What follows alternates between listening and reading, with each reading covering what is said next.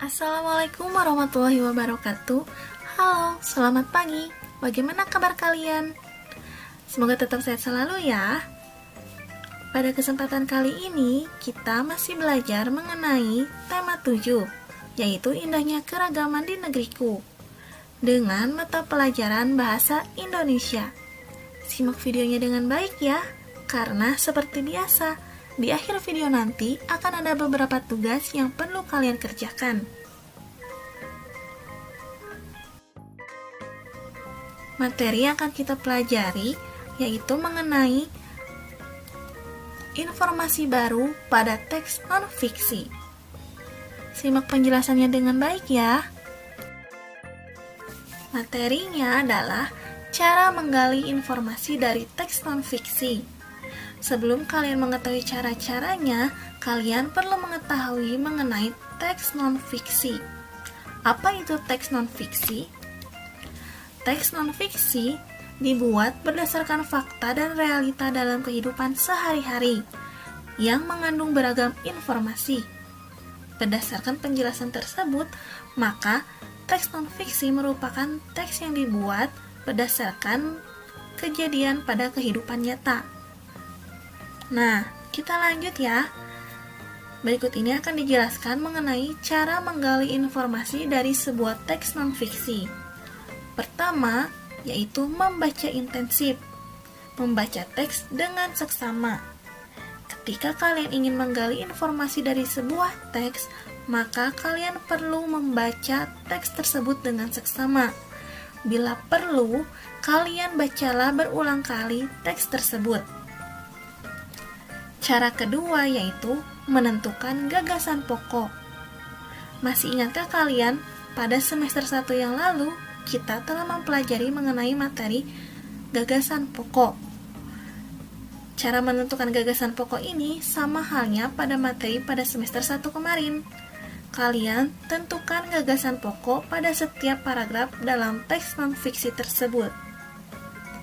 Setelah itu, kalian mencatat kembali atau meringkas teks berdasarkan gagasan pokok yang telah kalian ketahui.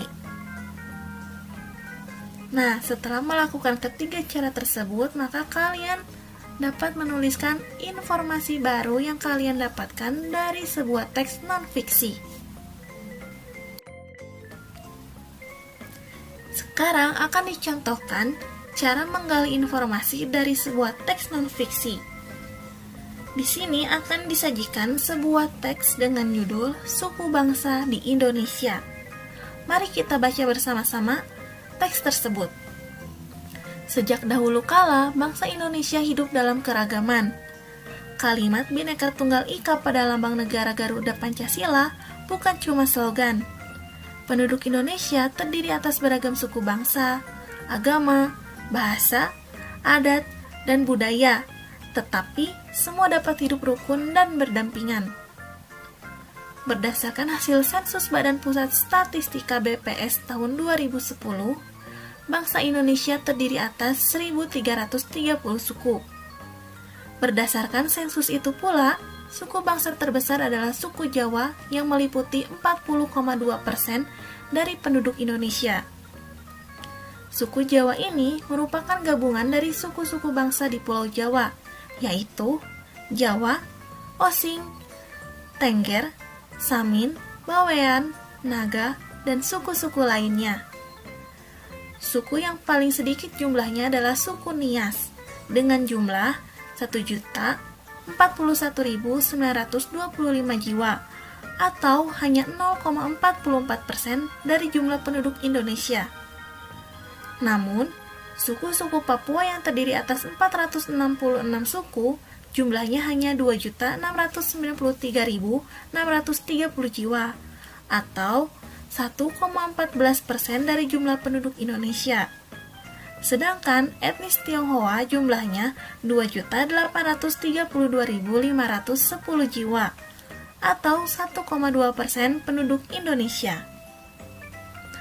Nah, berdasarkan teks yang telah kita baca, maka langkah pertama yaitu kita cari terlebih dahulu gagasan pokok dari masing-masing paragraf.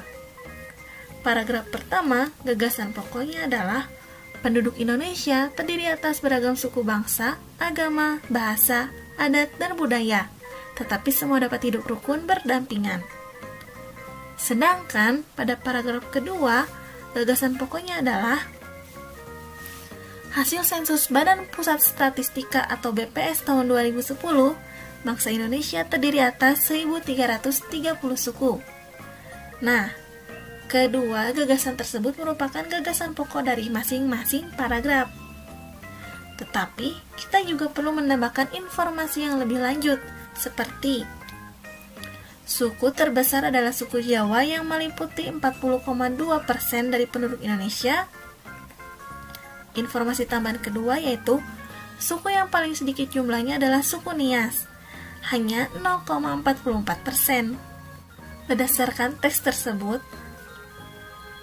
Berdasarkan kata yang telah kita garis bawahi, maka dapat kita simpulkan bahwa informasi baru yang dapat kita ketahui dari teks tersebut adalah: pertama, penduduk Indonesia terdiri atas beragam suku bangsa, agama, bahasa, adat, dan budaya, tetapi semua dapat hidup rukun berdampingan.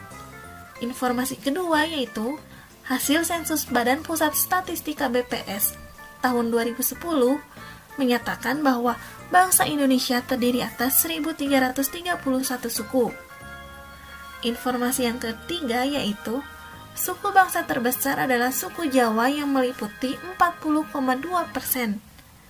Dan informasi keempat, suku yang paling sedikit jumlahnya adalah suku Nias dengan 0,44%. Nah, itulah informasi yang dapat kita gali dari teks dengan judul Suku Bangsa di Indonesia.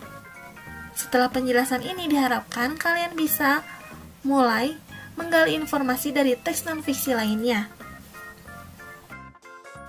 Sekarang tiba saatnya pada pemberian tugas.